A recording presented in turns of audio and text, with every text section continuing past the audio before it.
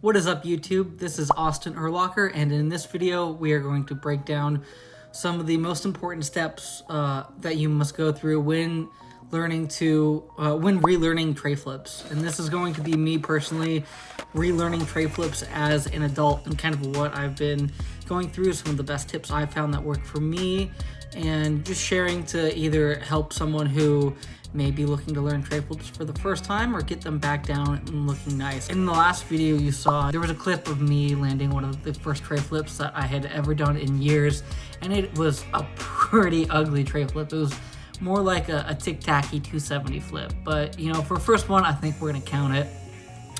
Then a couple days later, I went out to the park with some friends and actually did a pretty decent one up a step up. So they're starting to come back. What I was hoping to do is pull up a couple Tre Flips just raw, thrown together, and just review kind of what I did during that session to find how I can get these Tre Flips better, because a lot of this session really ended up, I only got a couple 270 flips that were super ugly, and my trays just were not consistent. I know I'm starting to do them up gaps and hope maybe potentially downstairs again, but I would really like to just get them back to where they used to be as I start getting back into skateboarding. So I have this pulled up on my screen. Let's see if I start recording now, if we can get this going right. Okay, this seems to work. Okay, let's press play. And that's a great way to start out. Alright, me eating crap. So, looks like a couple of these clips so far are just not really close. They're kind of close, but they're not good looking. So if we slow this one down that just went up, let's see, I'm going down, I scooped, I'm flicking the board, and I'm starting to catch it. I'm catching them really low, so it's almost like the tray is rolling on the ground, which is not what you want to see. And then my front foot is going forward for the catch, which is a good habit and nice to see, but I'm just straight up taking my back foot and not putting it on the board. So that one was completely my fault. I probably should have landed that one. There's a 270 flip, super ugly, but let's see. Scoop. It's going. Catching very low. And just barely tic-tacking out of it. So where I go wrong is, see how far back my front foot is? It's only like halfway up the board. I probably need to move that to either right at the bolts or just below those bolts. That's gonna really help me point my toe as I flick out and ensure that I'm getting a solid flick and full rotation alongside my scoop. Hit a different angle here. That one looked close, but I know I've looked at this one before. And as I scoop, flick, my front foot's not nearly forward enough on the board.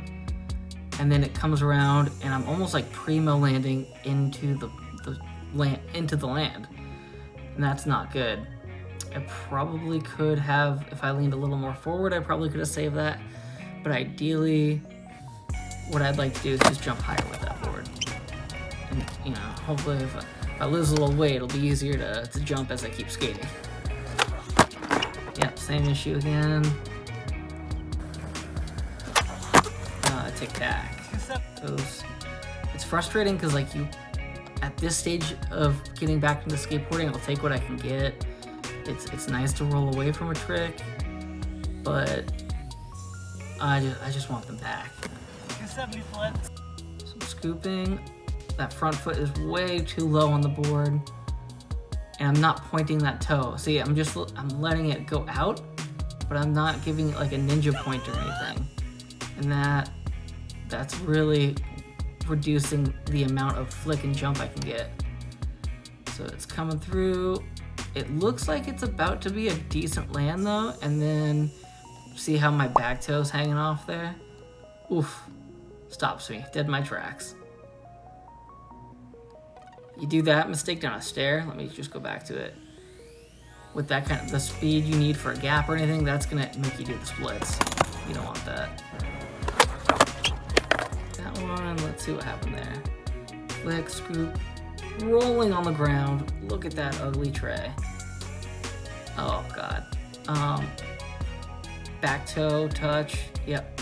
So same issue. Tic tac out. What am I doing if I just? I'm also coming at it, I guess, at a slightly weird angle, catching it, and then yeah, I'm just throwing it down. I'm not jumping nearly high enough to make it get that full 360 rotation. 270 again. I feel like I'm repeating myself here, but I think that's really the main issue. And this is me complaining about the heat. I'm sorry, Austin. It was a very hot and dumb decision to go skate at this time. It was like 105 out. No bueno. That doesn't count. Oh, it snapped. Alright, I think we got the gist of it. I think there's one more 270 flip here. Yeah. So I kinda, that one, it kinda works, but like I still definitely tic-tacked it. So I think the next step is to really take the go skating again and keep in mind of keeping that front foot much further up on the bolts, giving it like a ninja pointed toe kick, and then really jumping more with that board. I think if I go out and just focus on those three things while I'm trying my tray flips, I can get some better looking lands. So let's give it a shot. All right, we're back at the Wedge Skate Park. It's a Saturday morning. It's honestly been a couple days since I sat down and reviewed the some of the tray flip footage that we just went over. To be honest, I had my first experience of like an adult body not working as much as my younger, early 20 and teenage body would. I legit slept on my neck wrong, and I was out of skating for 2 days. I could not move my neck without shooting pain. So it's a little embarrassing, but I'm feeling better now, and I'm hoping we can really just take what we looked at and try and get some nicer tray flips. So let's do it. I like it when I lose control. There's something in it that's so beautiful.